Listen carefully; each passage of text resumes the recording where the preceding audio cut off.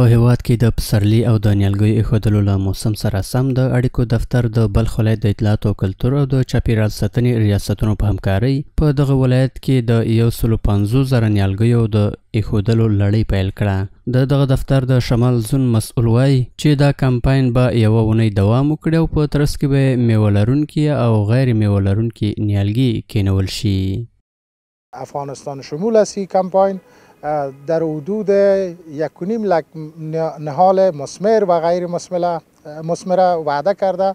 و شما امروز شاهدش هستین که این کمپاین در ولایت بلخ شروع شده و همچنان و همزمان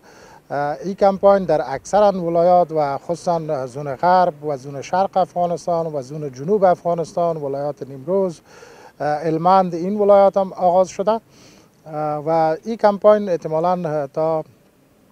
آخر هفته ادامه خواهد داشت. ورته مهال د بلخ ولایت د اطلاعات او کلتور رئیس د دغه کمپاین د پیل په مراسمو کې چې د مزار شریف ښار په اړوند د استاد وجدان په لیسه کې ترسره کېده وویل چې د دغه نیالګیو له ایښودلو وروسته یې ساتنې ته هم باید جدي پاملرنه وشي او ټینګار یې وکړ چې ټول هیوادوال باید په دغه کمپاین کې ونډه واخلي.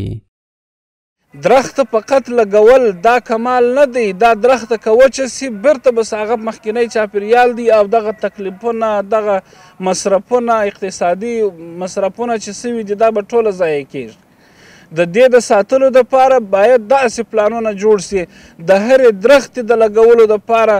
باید په هغه ساحه کې کسان موظف وي چې هغه ته وقتاً په وقتاً که د اوبو ضرورت وي اوبه ورکړي، که د انبار ضرورت وي باید انبار ورکړي او که په بله برخه کې اړتیا ورته ولري باید هغه کار یې پر مخ باندې یوسي. دغه راز د بلخ ولایت د چاپیریال ساتنې رئیس د نیالګیو ایښودل صدقه جاریه وګڼه او د چاپیریال د ککړتیا په مخنیوي کې د ونو او نیالګیو ساتل ډیر اړین وبلل. غرس نهال از محیط زیست حفاظت می شود. یک نهال یک درخت برای 18 نفر اکسیژن و هوا این چیز میکنه، تولید میکنه. تا اینکه اکسیژن نباشه، هوای آزاد نباشه، هوای صاف نباشه، ما در این دنیا زندگی کردنمان مشکل هست. تمام امراض ها اکثر از همین آلودگی هوا برای ما میرسد. لذا از همه ملت شریف ولایت بلخ تقاضا و خواهش همی هست که باید از محیط زیست حفاظت کنند.